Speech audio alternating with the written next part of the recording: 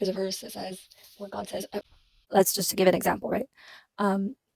There is certain people that you would probably love to go shopping with. And there's certain people that you would know it would be the worst day of your life if you tried to go shopping with them. Certain people you want to stay in, be quiet, have a conversation, have an actual like deep conversation with. Certain people you want to trust, certain people that they're specialists. It's good to be conscious of our feelings in a healthy way. But that should never be the first question. Gathering information, be very objective. These specialists, that means they're really good at whatever they're doing. And it could be very specific or in the general domain of whatever they're doing, but they're gonna be good at it. They're not thinking of the same things that normal people are thinking of. They're like, everybody wants to be around these people. They're just hard to have close, personal, intimate relationships with because of that same reason, because they're so obsessive. So it's hard to like match that energy because a lot of time it's just fake and they're getting what they want from somebody. There's what we should do, and then there's what people actually do. And what people actually do is not usually what they should do.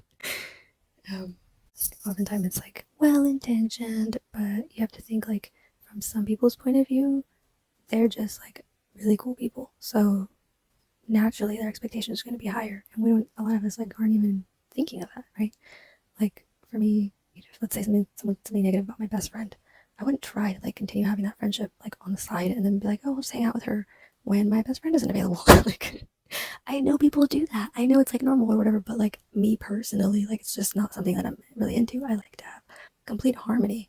I want to keep going in the same direction. I don't want to fight myself all the time, like trying to decide what I should do or who I should do it with. Like it should be obvious. It should be very clear, and everyone should be included, or nobody should be. Right? It's just my way of keeping things simple. People have great intentions when they say these really nice things to us. We have to ask ourselves, are they doing it? Are these people taking their own advice?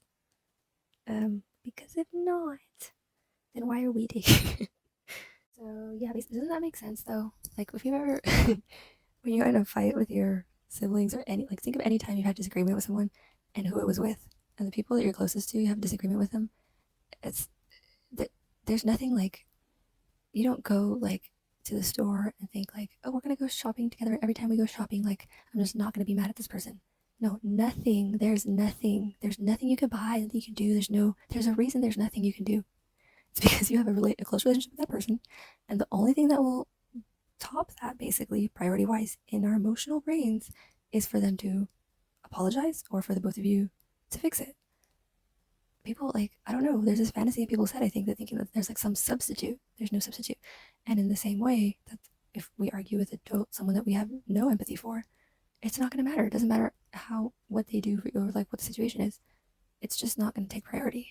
For example, if you're at work and your boss is like, you're going to make more money if you do this, you're like, fuck that. I'm not going to do that shit. But if your boss is like, you're going to make $2.25 more per hour and I'm going to raise your hours to like this amount every week, you're like, okay, like this is a feasible gain, as Kendrick would put it. It's very specific because it has to do with the numbers, right?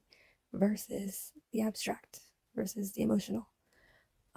So there's that. So that's why these narcs, that's why I say it seems like their form of love is obsession, because when they obsess over someone, they actually care about that person.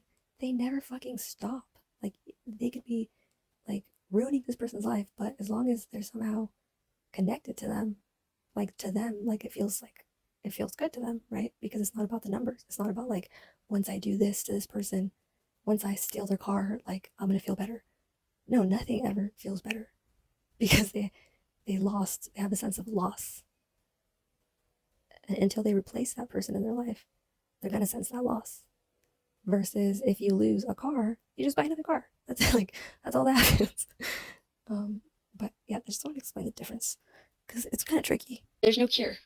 Like, and he's talking about seeds and like just our ways. Like he says, those who don't gather with me scatter abroad on my land. Scatter abroad, like get away from me. We feel afraid, and there's so many reasons, but intuitively we probably know when certain people aren't good for us. But that's clearly what it is in a lot of our cases. There's certain people that we meet and we're like, wow, how does this person do it to like even live their entire lives like that? I don't want to give it a name. I don't want to say it's good or bad. I don't want to say it's like downplay it either. Like it is what it is.